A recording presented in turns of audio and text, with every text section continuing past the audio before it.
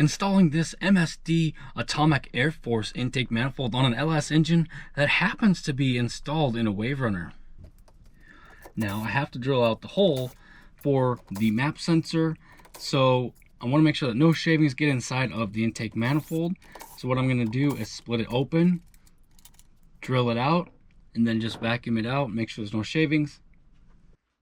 You can drill the map sensor hole, and this is, according to the instructions, this is the most common location that most people use, is the front one by the throttle body.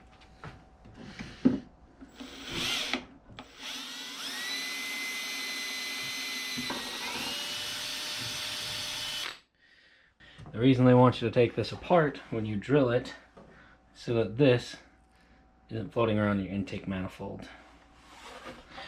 And now here's the little hole there. Once I clean that up just a little bit, and then I can reinstall the top piece. Get into the supplied hardware for this unit. These two longer bolts go up front here.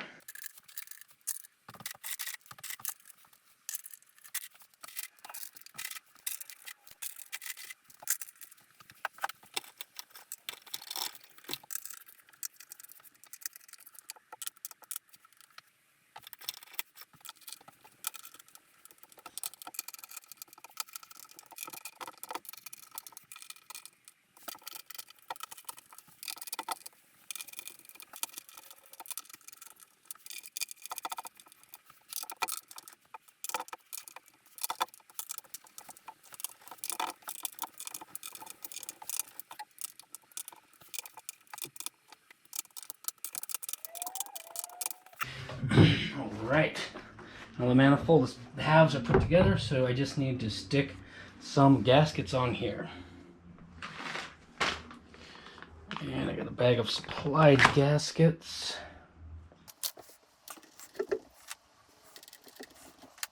These have this nice little tab that helps you keep everything lined up.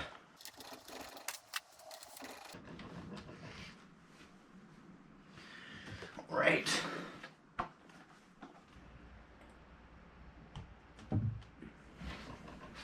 For the main bolts to bolt the intake to the cylinder heads, they use the big washer, and they also use an O-ring supplied in the kit. And I was kind of like, oh, what are those O-rings for? They got to be for something.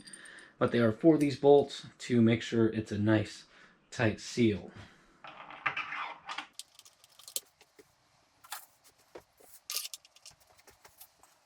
You are supposed to blue Loctite these bolts.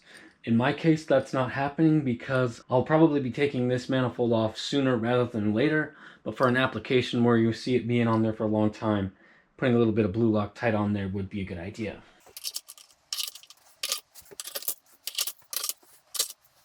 They do provide a torque sequence in the manual for this and all the other bolts, and it's just your same general start in the center and work your way out, the same as you would on the cylinder heads.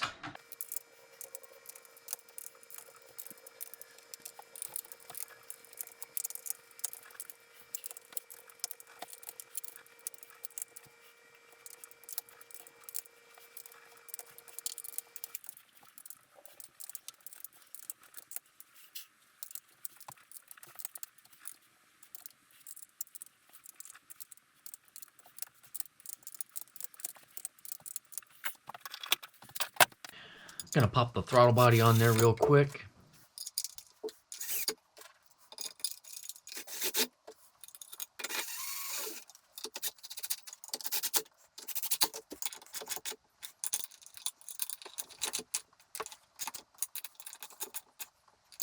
Going to install the map sensor. I'm gonna Loctite this bolt so I don't have to crank it down, because I do not want to break the plastic sensor. Putting together the fuel rails on my application, I'm using the truck injectors, which I needed the little extenders to make them work without bottoming out the fuel rails on this intake manifold. Now, when I do up the power on this engine, we will be switching over to a more normal size and style of injector, but this will work for now for a little proof of concept that this V8 jet ski is going to actually work.